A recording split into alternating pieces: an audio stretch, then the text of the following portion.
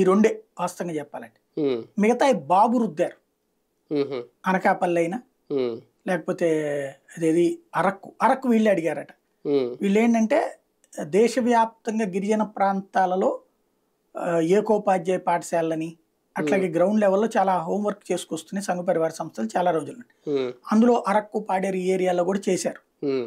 అలా చేసినటువంటి ఫలితంగా తమకక్కడ స్టాండర్డ్‌గా అంటే మనం ఎమ్మెల్యే గెలిచినా గెలవకపోయినా, ఎంపీ గెలిచినా గెలవకపోయినా హ్మ్. అక్కడ పోటీ చేస్తే ఒక బలమైనటువంటి ముద్ర మనదుండాలి హ్మ్. అని అనుకున్నారు. అందుకే అరకు, పాడేరులో ఒక అసెంబ్లీ సీట్ అడిగారు. హ్మ్. పాడేరు ఇల్లు ఇస్తానంటే అరకు అడుగుతున్నారు వాళ్ళు. అరకు పార్లమెంట్ కూడా అడిగారు. హ్మ్. కాబట్టి అది వాళ్ళు అడిగితేనే ఇచ్చారు. హ్మ్. గెలుస్తారా లేదా అన్నది డౌటే. ఎందుకంటే ఇంతవరకు అక్కడ ఎప్పుడు బీజేపీ గారు తెలుగుదేశం కూడా గెలిచిన చరిత్ర లేదు. అవును. కానీ అరకు అడిగింది వీళ్ళే. హ్మ్.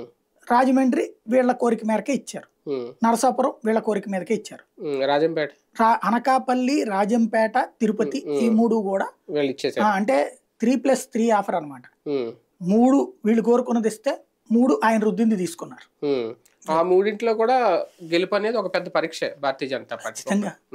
కానీ రాజమండ్రి విషయంలో అంటే ముందు నుంచి పురంధేశ్వరి గారు అధ్యక్షురాలు అయినప్పటి నుంచి వినిపించింది ఆమె విశాఖ అడుగుతారు, విశాఖ నుంచి బరిలో దిగితే గెలుస్తారు, కేంద్ర మంత్రి ఇస్తారని.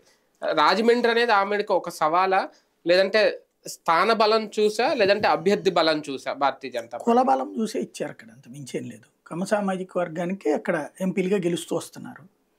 ఇటు వీళ్ళేమో శెట్టి బలిజని పెట్టారు. అవును, అంటే మన కూడా బీసీఏ కదా భరత్ కూడా. అవును, వైసీపీ. అంతకు ముందు వైసీపీ తెలుగుదేశం ఎప్పుడు అక్కడ కమ్మ సామాజిక వర్గానికి